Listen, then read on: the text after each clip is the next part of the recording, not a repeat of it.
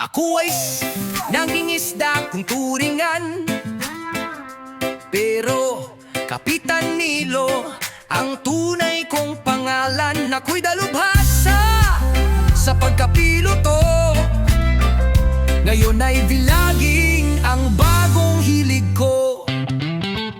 Noong taong 2010 ako ay ng ibang bayan. Sa Papua New Guinea ako'y nakipagsapalaran, maghanap ng mga isda sa gitna ng karagatan. Ang aking trabaho gamit ang helicopter na Hornets ang pangalan.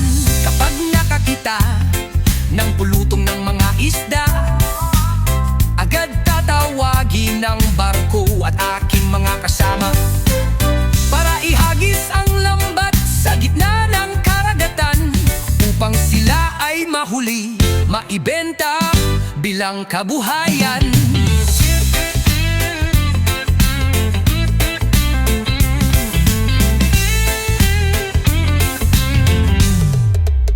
Ito ang naging daan para ako ay mag-vlog, maihatid sa inyo ang kwento kung paano lumipad, maglayag sa dagat at manghuli ng isda.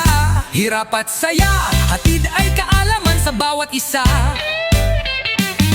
Ako ay si mangingisda kung turingan, pero Kapitan Nilo ang tunay kong pangalan. Ako'y dalubhasa sa pagkapiloto, ngayon ay vlogging ang bagong hilig ko.